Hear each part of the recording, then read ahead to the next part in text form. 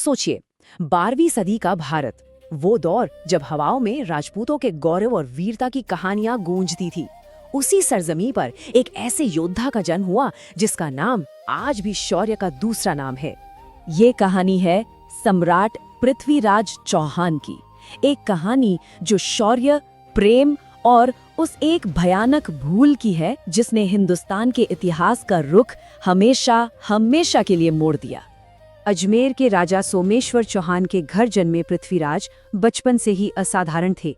उनकी आंखों में एक अलग ही आग थी, मानो किस्मत ने उन्हें किसी बहुत बड़े मकसद के लिए चुना हो। इतनी कम उम्र में घोड़ों पर उनका काबू ऐसा था जैसे वो हवा से बातें कर रहे हों। बिजली की रफ्तार से जब वो निकलते तो देखने वाले बस देखते रह जाते थे। और जब उनके हाथ में तलवार आती थी तो वो सिर्फ एक हथियार नहीं बल्कि दुश्मन के दिल में उतरने वाला खौफ बन जाती थी। लेकिन उनकी तीरंदाजी, वो तो एक कला से कहीं ज्यादा थी, एक ऐसी शक्ति जिसका कोई तोड़ नहीं था। उनका निशाना कभी नहीं चूकता था।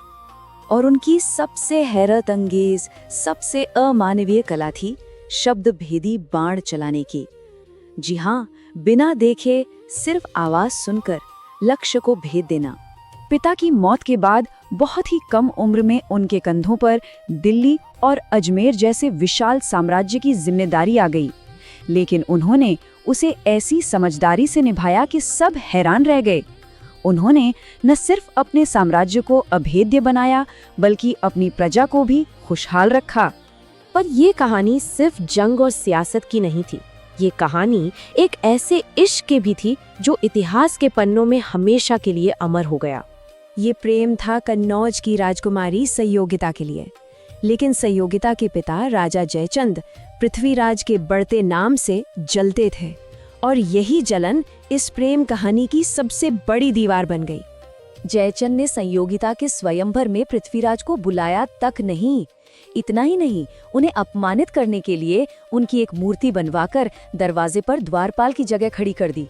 लेकिन संयोगिता ने भरी सभा के सामने जाकर उसी मूर्ति के गले में वरमाला डाल दी और ठीक उसी पल साक्षात पृथ्वीराज वहां पहुंचे और अपनी दुल्हन को अपने साथ ले गए। और अब कहानी अपने सबसे अंधेरे, सबसे निर्णायक मोड़ पर आ पहुंचती है। हिंदुस्तान की सरहदों पर एक तूफान दस्तक दे रहा था जिसका नाम था मोहम्मद गौरी। 1191 में तराइन के मैदान में पृथ्वीराज ने गौरी को धूल चटा दी। गौरी उनके पैरों में था, रहम की भीख मांग रहा था और यहीं वो भूल हुई। पृथ्वीराज ने उसे जिंदा छोड़ दिया।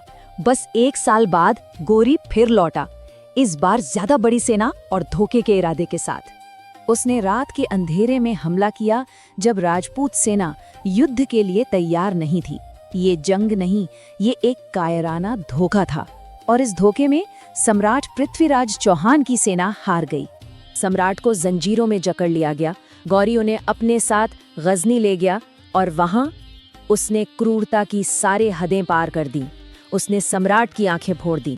सब कुछ अंधेरे में डूब चुका था।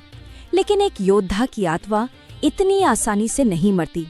उस अंधेरे में भी बदले की एक चिंगारी सुलग रही थी और इस चिंगारी को हवा देने के लिए वहां मौजूद थे उनके सबसे वफादार दोस्त और कवि चंदबरदाई।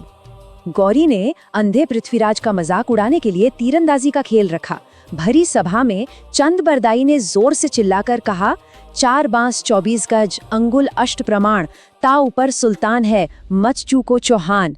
ये कोई कविता नहीं थी, ये एक गुप्त संदेश था, एक नक्शा था जो एक अंधे सम्राट को उसके दुश्मन का सटीक पता बता रहा था। और इस आवाज की दिशा में अंधेरे को चीरता हुआ पृथ्वीराज का शब्दभेदी बाण चला। एक ही बाण जो सीधा गौरी के सीने में जा लगा। प्रतिशोध पूरा हुआ। पृथ्वीराज चौहान की कहानी सिर्फ एक राजा की कहानी नहीं है, ये बेमिसाल वीरता का प्रतीक है, जुनून से भरे प्रेम की महागाथा है और इस बात का एक कड़वा सबक भी है कि युद्ध में की गई एक भूल कैसे पूरे साम्राज्य की किस्मत बदल सकती है। वो एक अमर योद्धा हैं। इतिहास में कई राजा और सम्राट आए और गए, लेकिन पृथ्वीराज चौहान जैसा योद्धा सदियों में बस एक बार जन्म लेता है।